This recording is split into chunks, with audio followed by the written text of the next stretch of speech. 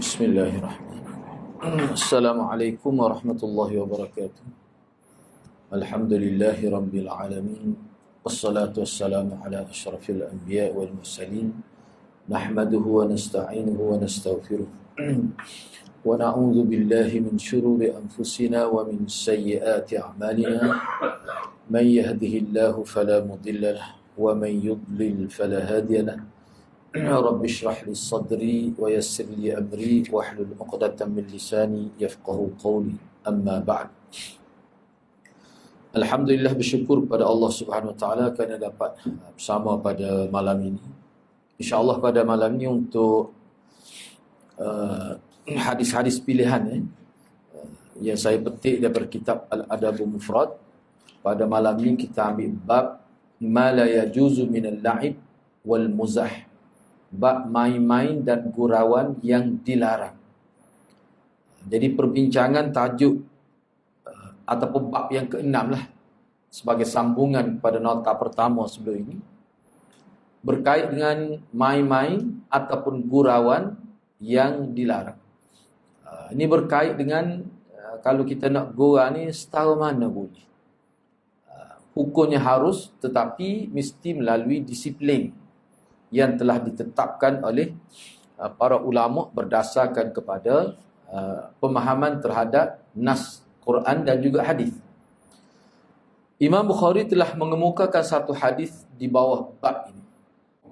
Hadis yang ke-11 ni saya ambil ni kira sambungnya daripada nota pertama. Ana Abdullah bin Sa'ib an abihi an jaddih Yazid bin Sa'id qala Sami'tu Rasulullah sallallahu alaihi wasallam yani yaqul la ya'khudh ahadukum mata'a sahibi la'iban wala jadda fa idza akhadha ahadukum 'asa sahibi falyaruddaha ilayhi. Imam Bukhari dengan sanad telah meriwayatkan hadis ini daripada Yazid bin Sa'id. Beliau telah berkata, saya telah mendengar Rasulullah sallallahu alaihi wasallam bersabda, tidak boleh seseorang kamu mengambil barang temannya dengan maksud main-main dan bergurau. Oleh itu, apabila seseorang kamu telah mengambil tongkat temannya, maka kembalikannya. Sebenarnya hadis ni, cuma saya tidak tulis di sini, hadis ni dari segi latar belakangnya, dia berlaku. Hadis ini, dia ada satu kisah. Para sahabat Nabi ni, ketika mereka bermusafir, yang mana musafir ni bersama Rasulullah. Ni dalam satu rombongan bersama Rasulullah. Dalam perjalanan pulang itu, Rasulullah singgah di satu tempat. Jadi ada setengah tu tertidur kerana letih dalam perjalanan. Jadi salah seorang yang tertidur tu, ni lah. Jadi dia ni ada masalah kecederaan pada kaki dia. Bila dia tidur, bangun-bangun dia tengok tak ada tongkat dia tu. Rupanya ada sahabat yang kiranya gora dengan dia lah. Dia sembunyikan tongkat itu. Jadi susahlah sahabat ni. Ada berlaku gitu. Gora ya, seperti kita kat yang suih motor no. Oleh pekat lah. Misalnya. Jadi berlakulah di situ kita kata kesusahan lah kepada sahabat itu. Selepas tu dia bagi semula. Cuma Nabi SAW tak benar buat gitu. Sebab bukan semua orang boleh menerima gurauan. Ada setengah orang tu, kalau bahasa Kelantan kita, ada setengah orang tu jenis angin tohor. Kadang-kadang dia lihat gurauan itu sebagai satu perkara yang boleh menyebabkan berlaku perbalahan. Rupanya dia jenis serius. Ataupun setengah manusia ni dalam keadaan-keadaan tertentu kita tak boleh nak gurau dia. Dia boleh gurau tapi ada. Biasa kita pun begitu. Sebab tu bila nak bergurau ni dia kena tengok banyak perkara. Situlah di sini saya nyatakan 9 adab disiplin yang kita perlu patuhi, barulah gurauan kita itu, kalau kita nak main-main itu, dia tidak berubah menjadi dosa. Tapi dia boleh jadi dalam keadaan tertentu, bukan sekadar harus, dia boleh pahala. Kalau kita jaga disiplin itu. Baik, cuba tengok di sini. Perbincangan dan pedoman hadis. Yang pertama, kalimah bergurau dari sudut lughah disebut sini al-mizah ataupun al-muzah. Boleh baca dua tu. Baca mizah pun boleh, muzah pun boleh. Itu kalimah asal. Dia hadis ni, setengah-setengah kalimah tu kita perlu tahu secara perkataan dia tu. Apa maksud dia? Baru kita boleh faham dengan baik. Yang mana muzah ataupun mizah ni, dia memberi maksud bergembira atau bergurau dengan orang lain tanpa menyakiti hatinya. Jika sampai menyakiti, maka itu dinamakan sukhriyah, memperlekeh. Itu kena ingatlah. Itu perlu tu sebab tu Nabi guna muzah. Jadi muzah ni mana kita bergembira, bergurau dengan orang lain, tapi tidaklah sampai peringkat menyakiti hati dia. Tapi kalau sampai peringkat menyakiti hati, itu tidak dinamakan muzah ataupun mizah, tapi sudah dinamakan sukhriyah. Kena berhati-hatilah. Lama-lama kita gurau, tiba-tiba dia jadi sakit hati. Lepas tu tak mesra dengan kita. Mana ada kesilapan lah di situ. Baik. Dari sudut istilah, maksudnya dari sudut bahasa, Az-Zubaydi memperjelaskan dalam Tajul Arus. Dia kata al-muzah adalah perbuatan bergurau dengan orang lain dengan maksud bermanja dan berkasih sayang tanpa menyakitinya. Dia ada makna tanpa menyakiti. Jadi kalau kita perhatikan kalimah ini dari sudut bahasa dan juga dari sudut istilah, kedua-dua ada makna menyakiti. Jadi maknanya kalau kita nak bergurau, janganlah, kena jaga perkara yang paling penting, kena jaga jangan menyakiti dia. Yang kedua, mengikut para ulama, hukum asal muzah yakni bergurau adalah harus. Dia bergurau ni banyak, kadang-kadang guna bahasa, kadang-kadang guna isyarat tubuh, macam-macam lah. Biasanya gurau ni banyak guna bahasa. Tapi ada juga tidak bahasa, guna anggota. Misalnya guna tangan, guna kaki pun ada. Kan bergurau. Ni cocok saya dia. Tak kahwin ni juga jadi geli. Itu gurau juga. Boleh asalnya. Harus. Hukum asalnya harus. Kadang-kadang naik ke peringkat mustahab. Yang ni boleh pahala. Setengah ulama kata mustahab ni lebih kecil daripada sunat. Jadi sunat. Ataupun bawah pada sunat. Mustahab. Sebab tu anak terjemah dianggap baik. Mustahab di sini makna dianggap baik. Hafiz Ibn Hajar memberi pandangan. Jika pada gurauan itu ada maslahat. Seperti menyenangkan hati temannya. Atau menimbulkan kemesraan. Maka itu dianggap baik. Itu kata Hafiz Ibn Hajar. Kata-kata beliau memberi mafhum, jika tidak ada maslahat, bahkan menimbulkan perasaan tidak senang, maka itu dikira tidak baik. Mana kalau gurau tu menyebabkan timbul rasa tidak baik kepada rakan kita, kepada orang yang kita gurau dengan dia tu, maka gurau itu tidak dianggap harus. Tak bolehlah kalau gitu. Yang ketiga, sarjana Islam membuat beberapa penanda aras ataupun disiplin untuk mengawal agar muzah kekal pada hukum asalnya sebagai harus. Maknanya 9 perkara ni, kalau kita tidak boleh patuh semasa kita bergurau, mungkin gurauan kita tu dia menyebabkan dosa. Tak boleh pahala. Tidak harus lagi. Yang pertama. Mana kena beringatlah. Sebab gurau ni ada belakang. Kadang-kadang gurau dengan bini boleh jadi balas tak kena cara. Tu tak kena cara. Memang zahirnya tidak dilihat atau difaham ada unsur mempersendakan agama. Bahkan perbuatan mempersendakan agama dengan niat boleh menggugurkan iman. Seperti firman Allah. Kena pasti tu. Jangan gurau tu menyentuh hal-hal yang berkait dengan agama. Misalnya guna nama malaikat. Dia buat gurau guna nama malaikat. Tak boleh. Tak boleh. Hak biasa anak sebutnya, ini biasa kita dengar. Hak dalam kubur tu nukan akhir kata madinuka, dia kata Islam hadari. Ada ustaz buat mengajar gitu. Dia gurau memang orang tahu dia gurau. Masa tu dia musim Islam hadari. Madinuka, tu nukan akhir tanya dalam kubur, apa agama kamu? Dia jawab Islam hadari. Jadi tu nukan akhir kata, mana sahawak ni orang Malaysia. Tak boleh gurau kita. Tak boleh. Malaikat itu termasuk dari rukun iman. Tak boleh. Itu tak patut. Itu termasuk su'ul adab, buruk akhlak. Silap-silap hari bulan boleh jadi dosa besar. Kena berhati-hati. Sebab agama ni tak boleh. Misalnya kalau kita perhati ayat ni sebagai untuk peringatan kepada kita. Wala in sa'altahum la yaqulun innama kunna nakhudu wa nal'ab. Qul abillahi wa ayatihi wa rasulih kuntum tastahzi'un. La ta'tadhiru qad kafartum ba'da imanikum. In na'fu 'an ta'ifatin minkum nu'adzib ta'ifatan bi annahum kanu mujrimin. Dan jika engkau bertanya kepada mereka tentang ejekan-ejekan itu, ni cerita ni bab orang munafik. Ni cerita orang munafik. Jika engkau bertanya kepada mereka tentang ejekan-ejekan itu, tentu mereka akan menjawab, sesungguhnya kami hanyalah berbual dan bermain-main saja, tidak serius pun.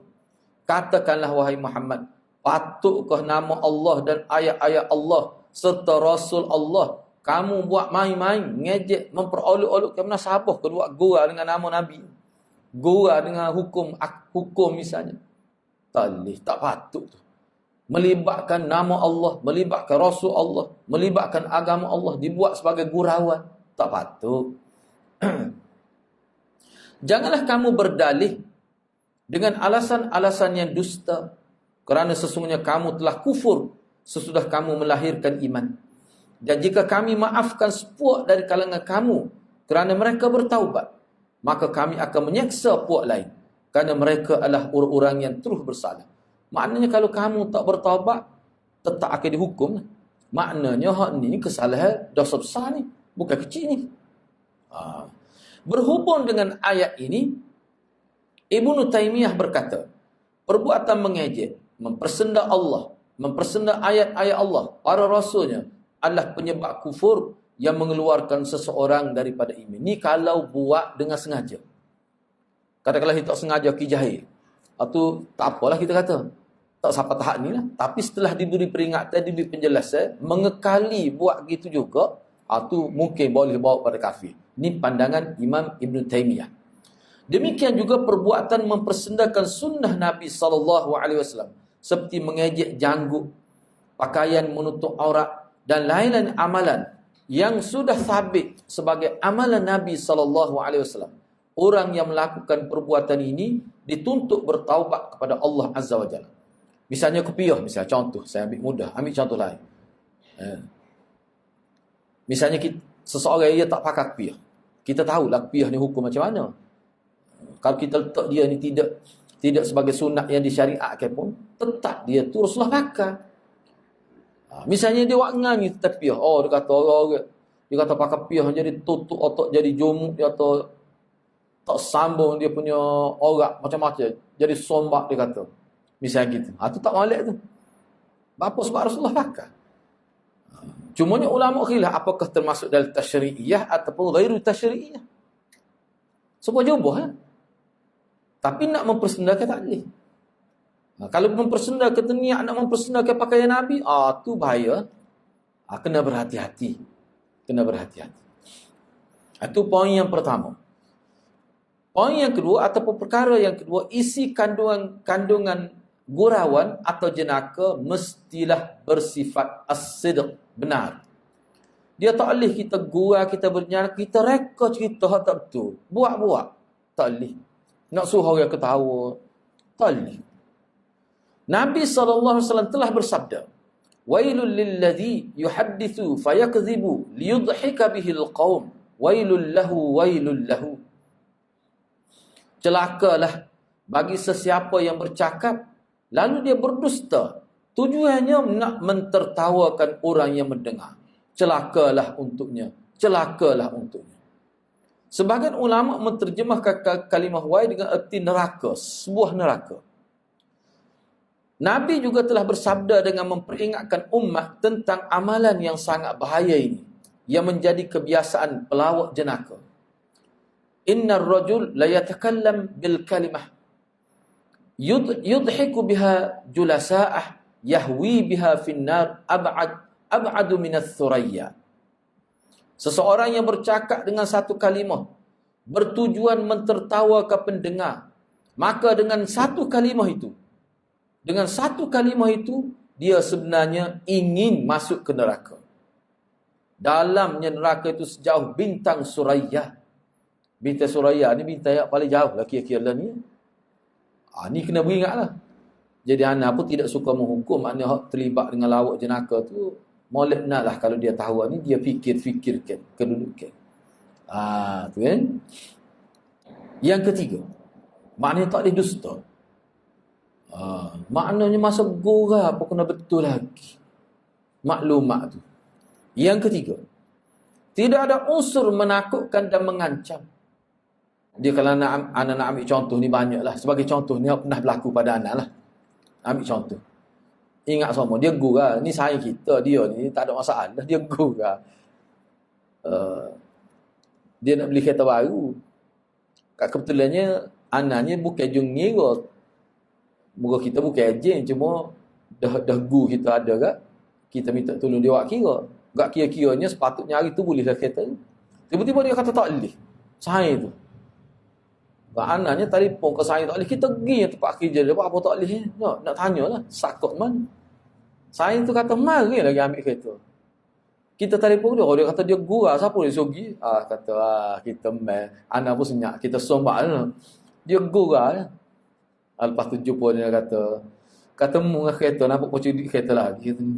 Kita pergi sikit lah. Tidak pergi banyak. Benda menyusah orang. Siapa kena pergi?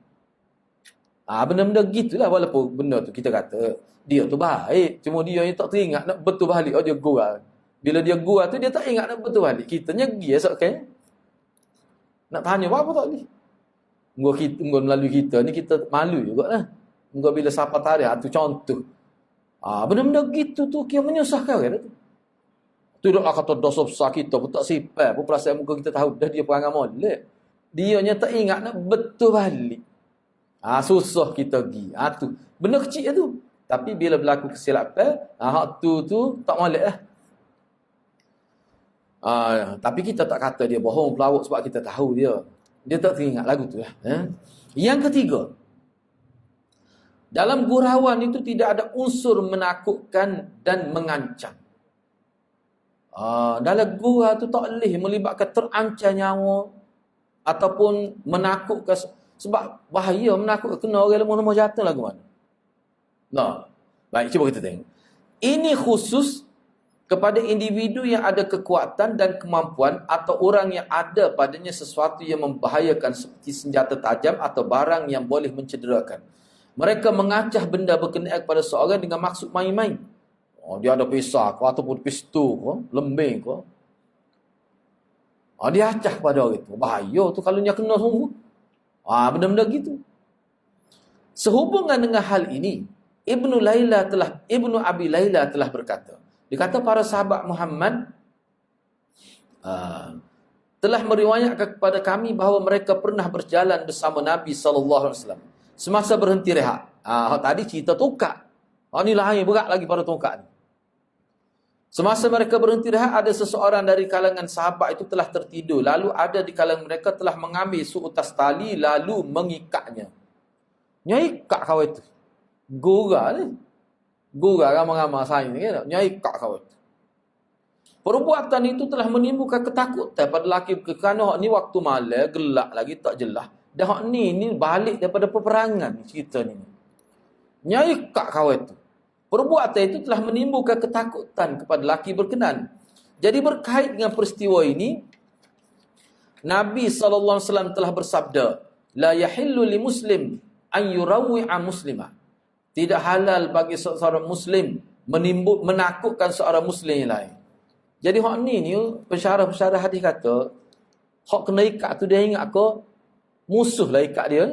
Seolah dia kena tawan dah. Takut tu kat dia. Rupanya gu dia. Nyapak kat bekah. Gu ni orang Kelantan panggil gurau bewok. Dia panggil. Itu bahasa Kelantan tu. Tak boleh lagu tu. Jangan buat kejap lagu tu. Yang keempat. Tidak mengandungi unsur mengejek, memperli dan merendahkan seseorang. Oleh kerana manusia tidak sama sudut kekuatan minda, tahap sabar dan perwatakan mereka berbeza, maka dengan gurauan yang tidak patut, kebarang kalian berlaku perkara yang di luar jangka sangat tinggi, akan lahir permusuhan dan perasaan benci-membenci yang memungkinkan terhakis sedikit demi sedikit perasaan kasih sayang dalam masyarakat. Hal inilah yang diperingatkan dalam ayat 11 surah Al-Hujurat.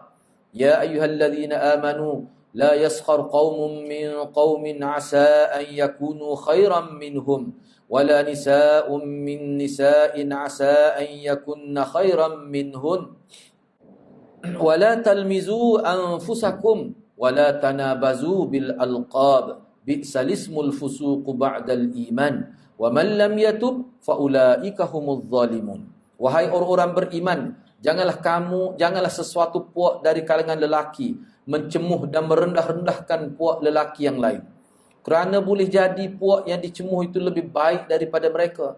Dan janganlah pula sesuatu puak dari kaum wanita mencemuh dan merendah-rendahkan perempuan yang lain.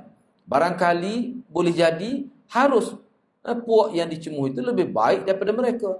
Dan janganlah sesetengah kamu menyatakan keaiban, yakni menzahirkan keaiban sesetengah yang lain. Dan janganlah pula kamu memanggil antara satu dengan lain dengan panggilan atau gelaran yang buruk. Larangan-larangan yang tersebut menyebabkan orang yang melakukannya menjadi fasik. Maka amatlah buruknya sebutan nama fasik kepada seseorang sesudah dia beriman. Dan ingatlah, sesiapa yang tidak bertaubat dari perbuatan fasiknya, maka merekalah orang-orang yang zalim. Ini dari ayat ni kita kena renung bahawa mengejek, memperli atau merendahkan ini tak boleh. Jadi dalam gurauan jangan ada perkara-perkara ini. Sehingga orang faham dia diejek. Sehingga orang faham dia diperli. Dia boleh timbul permusuhan. Dan permusuhan ini sangat disukai oleh iblis dan syaitan. Jadi kena berhati-hati. Hakikat kehidupan manusia ini tidak sama. Mereka mempunyai watak dan personaliti yang berbeza. Ada sebahagiannya diciptakan menarik penampilannya dan ada yang menjengkelkan. Mereka yang tidak menarik akan menjadi bahan mainan dan gurauan orang. Setiap kali mereka diejek, mereka pendamkan perasaan dan kemarahan mereka. Namun perlu diingat, jika ini berlaku, maka suasana berdosa dan keadaan kebencian sedang membiak dan tersebar dan sudah tentu dia tidak bagus untuk kebaikan hidup manusia. Ana ingat lagi masa anak sekolah dulu ada sahabat anak tu dia cacat lah sikit. Kecacat dia jadi bukan sikit, ketara jugalah sebenarnya. Dia ni belajar okey. Adalah dia dua kali belakang, Ana sebut sah lah. Ana sebut asal lagi. Dia ni kira macam perempuan gitu, perawat lembut, jenis lembut, lelaki lembut. Pencapaian pendidikan dia bagus. Jadi dia baik dengan anak. Jadi bila ada pihak saing-saing lelaki sekelas dengan dia ni kata, guna istilah sotong sebut dia misalnya, dia malu sebenarnya. Cuma ialah keadaan dia gitu. Dia pernah mengadu kepada anak. Dia kata rasa macam nak berhenti sekolah. Dan dia berhenti. Bila habis PSA tak sempat SPM, dia berhenti. Sebab dia tak tahan. Kadang-kadang ialah pelajar-pelajar ni walaupun disebut, tapi terus juga kata gitu. Itu kita kata di kalangan pelajar. Supaya kalau di kalangan dewasa pun, kena jaga. Tu dosa besar tu. Kena berhati-hatilah. Tak kira lah benda ni berlaku secara lisan, dalam bentuk WhatsApp ke, dalam bentuk FB, tak kira TikTok ke. Kalau memperlekeh orang, tak boleh. Tak boleh kukuk mana pun. Tak kira lah daripada orang politik, siapa orang bawah ke, tak boleh ada semuanya tu. Benda-benda gitu. Tak boleh. Baik, seterusnya. Yang kelima. Tidak boleh terlalu kerak berlawak jenaka dan bergurau senda. Banyak terlanjur. Siapa lebih? Berlebih tak boleh. Tama-tama dalam masjid, masa kuliah misalnya, lebih dia. Tu tak boleh. Jika ini berlaku berterusan, ia akan membentuk tabiat seseorang. Kalau jadi tabiat, susah. Akhirnya mereka tenggelam dalam kehidupan yang tidak serius dengan ringan akal. Ni anak petik setengah-setengah ni kata-kata sahabat, cuma anak ringkas kan. Ini bercanggah dengan perwatakan orang beriman yang sentiasa berfikir akan kebaikan dunia dan akhirat. Gurauan adalah peluang dan rukhsah yang diizinkan agama agar terhibur sedikit minda untuk ia kekal cergah dan sentiasa aktif. Jadi gurauan ini memang boleh sebab dia boleh menceriakan keadaan. Tapi jangan berlebihan. Sikit-sikit gua. Tu tak boleh. apatah lagi dalam masjid. Lepas tu gurauan itu lepas ni ada pula hal lain. Ciri-ciri apa ni, kita kata disiplin yang lain. Di sini anda petik kata-kata Umar bin Abdul Aziz. Dia pernah kata, maksudnya begini.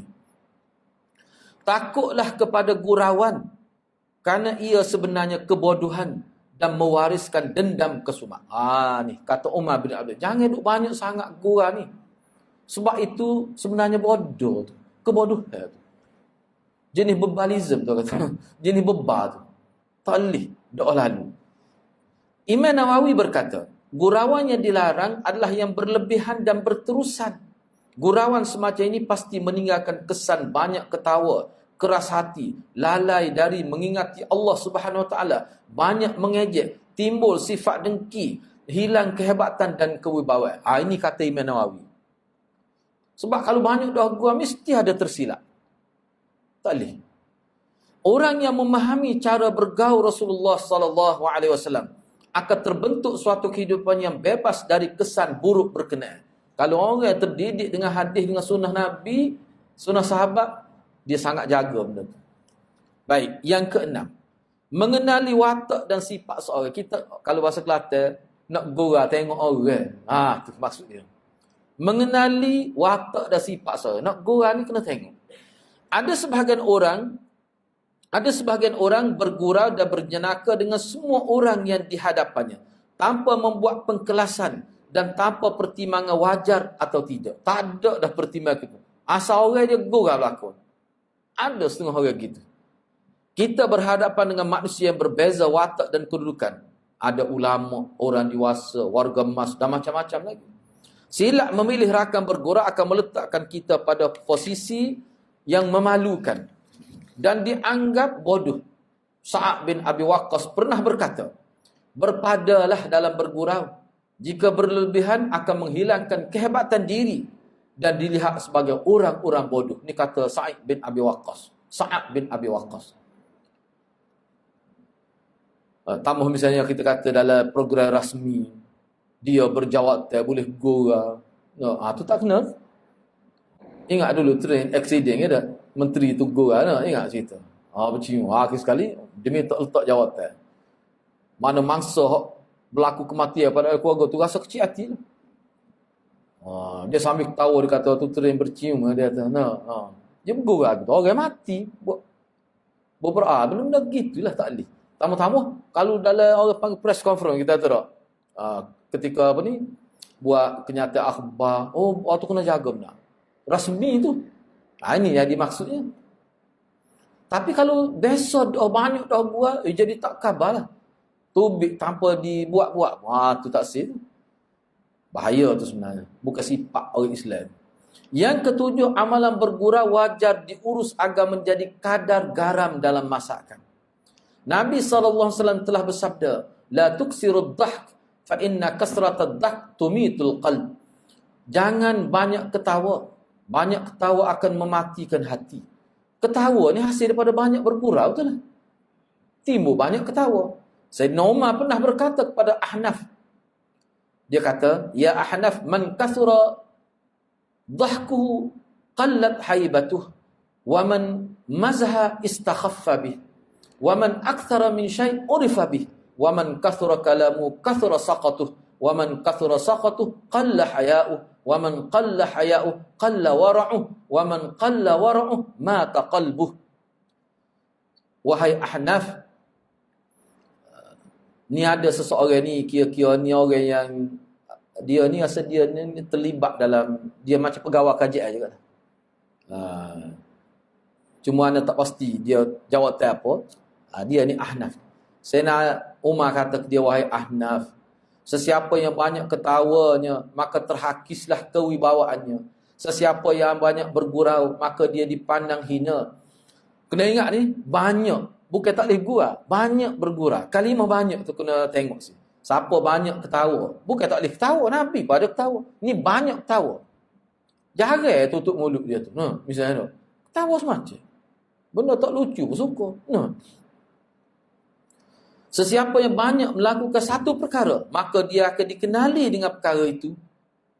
Sesiapa yang banyak cakap, maka banyaklah tersalahnya. Sesiapa yang banyak tersalahnya, maka akan terhakis sifat malunya.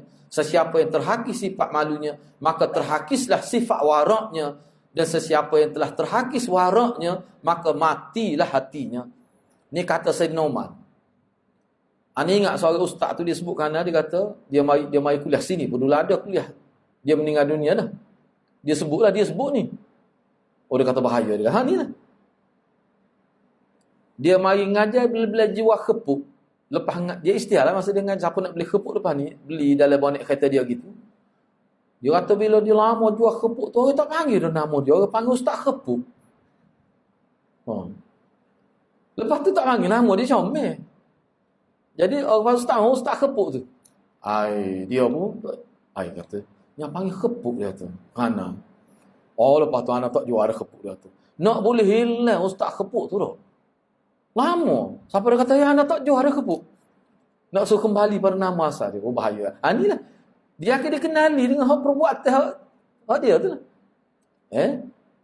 Sepuluh kali perut, apa perut? Jadi lakak dia gitu. Tu pesel manusia gitu. Yang ke-8. Tidak ada unsur mengumpat dalam gurauan itu. Sebab setengah orang ni masa gurau itulah dia sindir orang, masa gurau itulah dia fitnah orang, masa gurau itulah dia mengumpat orang. Kadang-kadang jadi gitu. Memang dia ada niat tak boleh dah tu memang berdosa besar lah. Kalau tidak niat pun tak boleh ada. Kena jaga molek. Penyakit buruk iaitu mengumpat tanpa sedar ini boleh berlaku jika tabiat bergurau dan berjenaka telah menjadi kebiasaan. Jika sudah sampai ke tahap ini, beliau sebenarnya telah terjerumus ke dalam perangkap iblis. Dihiasi pada mindanya rasa hebat bila banyak modal bercakap. Semua orang menjadi pendengar setia pada setiap penceritaannya. Orang pakat dengar telefon, dia rasa bangga. Adanya penyakit tu. Diriwayatkan daripada Abi Hurairah, Rasulullah SAW ditanya tentang makna mengumpat. Ini penting hadis ni. Maka baginda SAW menyebutkan, zikruka akhaka bima yakrah. Mengumpat ni, kata Nabi, maksud mengumpat ni, engkau menyebutkan tentang saudara engkau perkara yang dia tak suka. Hak ni setengah ulama, kalau hak molek pun dia tak suka, tak boleh sebut. Jadi ngumpat juga tu, kalau dia tak suka. Ada walaupun setengah ulama kata, hak tu hak tak molek. Ngumpat ni mana hak tak molek. Tak ada orang suka. Kalau hak molek pun dia tak suka. Ada setengah orang begitu. Tak boleh. Kena tahu, sebab tu dia kata kena tahu sifat orang tu. Tu baik. Baginda SAW ditanya lagi, sahabat tanya lagi. Ni kalau anda terjemah ke Kelantan. Lagu mana tu kalau kita sebut tu benar betul, tak salah pun. Betul kita sebut tu betul. Nabi kata mana? Nabi kata jikalau perkara benar seperti yang engkau katakan, itulah orang panggil mengumpat. Mengumpat ni kita sebut benar betul, tapi dia tak suka. Ni kita pakai pendapat ni lah. Benar tu, tapi dia tak suka. Itu kelemahan dia lah. Benar tak molek, walaupun betul tak boleh sebut. Namun jika hak kita sebut tu tak benar, tu dia panggil fitnah. Kalau hak tak benar tu orang panggil fitnah. Tu ya. Yang terakhirnya, yang ke-9, pemilihan waktu yang sesuai. Nak gurau kena tengok masa. Waktu mana boleh, waktu mana tak boleh, waktu mana sesuai. Ada waktu tak sesuai bergurau. Orang yang cerdik pandai memilih waktu yang sesuai untuk bergurau. Bergurau pada waktu yang sesuai akan menimbulkan kemesraan dan keceriaan. Tapi kalau tak kena masa, jadi punca pada perbalahan. Jika diteliti dan diamati, kesemua fakta yang disebutkan tidak lebih hanyalah sebagai disiplin yang mesti dipatuhi semasa bergurau dan berjenaka demi menjaga keharmonian hidup manusia. Kelangsungan hidup yang baik lahir daripada komuniti masyarakat yang saling bersangka baik dan berkasih sayang. Nikmat ini akan kekal dan terus subur jika setiap individu masyarakat menjaga diri dan hak orang lain. Hak orang lain itulah hak utamanya. Sikap keakuan akan merosakkan ciri ta'awun dan mawaddah dalam masyarakat. Keakuan ni dia kira dia, tak kira orang lain. Ini akan merosakkan ciri ta'awun. Ta'awun ni sifat tolong-menolong lah kehilang. Orang tak akan tolong dah dia. Orang nak doa, orang tak say doa dah bila orang benci pada dia. Tu. Dan mawaddah, perasaan kasih sayang dalam masyarakat. Tu kalau bab yang ni bab 122 tu bab asal tu anda tak ubah. Ini makna bab yang ke berapa ni? Yang ke-7 lah. Ana tak ubah bab tu. Sebab ni bab ke 122. Gapo dia? Babud dal alal khair. Bab orang yang menunjukkan kepada kebaikan. Ni ana ambil sedikit saja, kita ambil sedikit saja ni. Imam Bukhari telah mengemukakan satu hadis di bawah bab ini. Bab orang yang menunjukkan kepada kebaikan. Maksud dia maksud tajuk ni, bila kita menjadi punca orang buat baik, bila dia buat baik, kita dapat pahala seperti dia buat. Itu maksud dia nya. Itu maksud tajuk ni. Baik, cuba kita tengok. Imam Bukhari kemukakan satu hadis. Ini hadis yang ke-12. An Abi Mas'ud Al-Ansari radhiyallahu anhu qala Ja'a rajulun ila an-nabi sallallahu alaihi wasallam faqala inni ubdi'a bi fahmilni. Qala la ajidu walakin i'ti fulanan fala'allahu an yahmiluk. Fa'atahu fahamalahu fa'ata an-nabiy sallallahu alaihi wasallam fa akhbarahu faqala man dalla ala khair falahu mithlu ajri fa'ilih. Hadis ni sangat penting Hadis ni sangat penting dalam kehidupan kita. Imam Bukhari dengan sanadnya telah meriwayatkan hadis ini daripada terus kita pergi diriwayatkan daripada Mas'ud Al-Ansari radhiyallahu anhu. Ini seorang sahabat Nabi. Dia kata, ada seorang laki-laki, ni ana terjemah lebih mudah lagi. Ada seorang laki-laki datang jumpa Nabi sallallahu alaihi wasallam. Lalu dia pun kata, dia minta lah, masa dia sebut, dia kata saya ni telah kehabisan bekal. Tolonglah saya. Makna dia ni mungkin bukan orang tempatan lah. Bila kata dia saya kehabisan bekal, maka dia ni bukan orang Madinah. Kali dia ni orang musafir singgah, tak ada bekal lah. Duit pun tak ada mungkinnya. Tolonglah saya. Dia minta tolong dengan Nabi SAW. Nabi jawab, saya tidak ada apa-apa untuk membantu.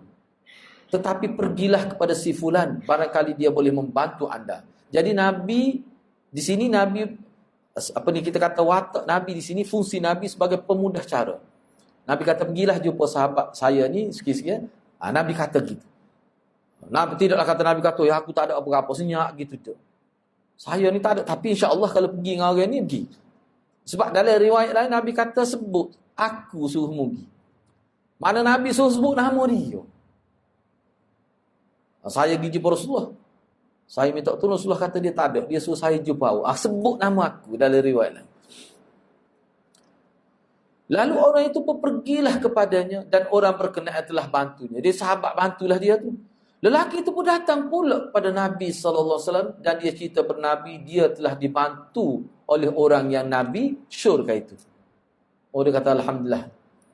Maka Nabi pun kata, Nabi kata kepada dia, sesiapa yang menjadi punca kepada kebaikan, maka beliau akan mendapat kebaikan sama seperti pelaku kebaikan. Maka Nabi nak ayatnya, kebaikan yang dilakukan oleh sahabat tadi, Nabi boleh pahala supaya dia juga. Sebab dia puncanya. Nabi puncanya. Padahal Nabi tak wira apa-apa pun. Ni. Di sinilah Imam Nawawi kata, daripada hadis ni, kata-kata Imam Nawawi ni sangat, orang panggil mantap lah. Dia kata hadis ni menunjukkan bahawa biar kita terlibat dalam kebaikan. Tak kira sekecil mana penglibatan itu. Boleh pahala selalu. Boleh pahala selalu kita. Asalkan terlibat. Walaupun dalam bentuk modal liu ya. Seperti Nabi sini. Baik, perbincangan daripada hadis ni yang ringkas saja kita habiskan ni. Imam Bukhari telah mengemukakan satu hadis di bawah bab ini. Hadis ini juga diriwayatkan oleh Imam Muslim. Yang kedua, sesiapa yang terlibat dalam urusan kebaikan, dalam apa bentuk sekalipun, maka beliau akan mendapat pahala kebaikan yang dilakukan seolah-olah beliau sendiri yang melakukan. Pahala dan ganjaran yang beliau peroleh sama dengan orang yang melakukannya tanpa perkurangan sedikit pun. Ini mafhum pandangan Mulla Aliul Qari. Supaya dengan Imam Nawawi sebut. Imam Nawawi sebut tu dia lebih menjurus kepada hak anak yatim. Tapi atas dasar man dalla ala khair kafaili. Yang ketiga, kata Imam Munawi, siapa dia Imam Nawawi situ anak buat supaya kita nak berkenalan ni, terkenal benar ni. Dia ada syarah Matan Arba'in. Dia ni Muhammad bin Abdul Rauf bin Tajul Arifin Ibnu Ali bin Zainal Abidin bin Haddad. Kemudian dia ni lebih dikenali sebagai Al-Munawi Al-Qahiri. Beliau lebih terkenal dengan Imam Al-Munawi. Dilahirkan pada tahun 952 Hijrah. Meninggal dunia pada tahun 1031 Hijrah. Hidup di Qahirah dan meninggal di sana. Tokoh ulama yang terlibat dalam dunia ilmu dan penulisan. beliau sentiasa berjaga malam dan kurang makan kerana memberi tumpuan kepada ilmu, dan akhirnya beliau jatuh sakit tu kerana tak ada nak cara kau makan minum. Siapa begitu sekali. Ni salah seorang ulama yang mana dia ni orang panggil fana lah. Kalau kita guna istilah fana, tenggelam dalam ilmu. Siapa sakit, kita tak ada nak mikir makan-makan minum. Buat juga tu. Supaya Ibn Taymiyah lah. Siapa habis dia tepuk. Ni waktu makan, dia makan. Dia jadi kadang tak teringat. Perut dia ni tak ada nak mikir bak lapar ni. Oh, pelik juga ulama bila tenggelam dalam ilmu sampai tahap tu. Kita tak ada lapar tahu dah. Nah. Okay, boleh agak kuat apa lapar tu. Ni kelebihan juga tu. Ni. Apa kata dia? Dia kata penunjuk kebaikan. Penunjuk kebaikan mendapat pahala kerana dia telah terlibat membantu orang lain melakukan kebaikan. Terlibat tu pentingnya. Ganjaran pahala diperolehinya apabila ada berlaku kebaikan daripada orang lain. Jadi bila orang dia menjadi punca kepada kebaikan tu, tiba-tiba orang tu buat kebaikan, boleh pahala dia. Semua ni kerana usaha. Kerana usaha. Jika tidak berlaku kebaikan berkenan, maka beliau akan mendapat pahala dengan sebab sokongan moralnya. Ni lah hadir-hadir ayat ulama kita, Imam Syafi'i SD pun. Dia kata kalau kita baca Quran kepada orang tu, tak siapa pahala tu. Kalau dia tak terlibat. Tapi kalau dia tok guru kita, boleh pahala dia. Mak kita, ayah kita, boleh pahala kita baca Quran. Kita buat program Quran, kita tak ngajar pun. Kita boleh pahala sebab kita terlibat. Nak suruh terlibat. Terlibat ni orang panggil usaha. Sebab tu Imam Bukhari kata Islam ni amal. Agama ni amal.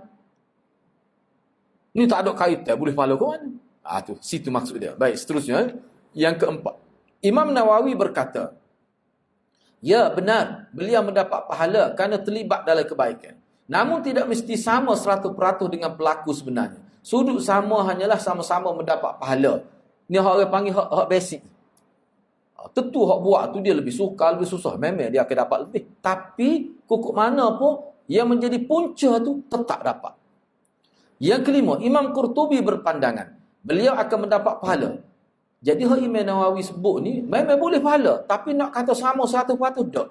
Tapi kata Imam Qurtubi, dia kata orang itu akan dapat pahala sama dengan pelaku sebenar. Dan akan mendapat at-tad'if, iaitu gandaan pahala sehingga 700 kali ganda. Mana boleh juga. Misalnya contoh ni. Misalnya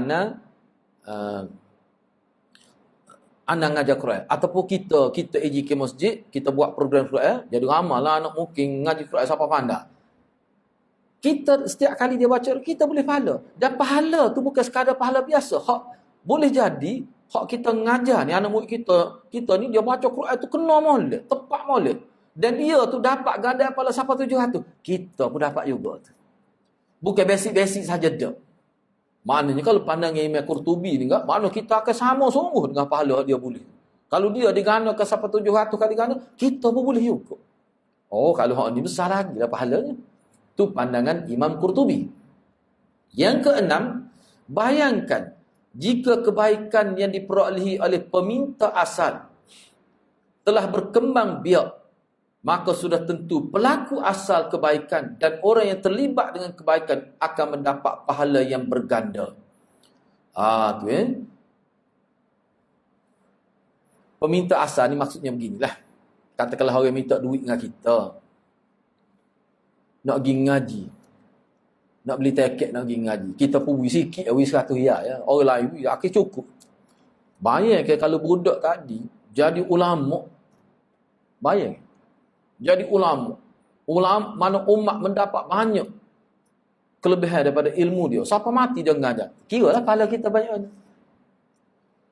Mana kalau dia tidak jadi ulama pun boleh pahala juga kita. Tapi kalau dia jadi ulama, memberi orang panggil impak besar lah kepada masyarakat. Dari segi kebaikan. Besar pahala kita.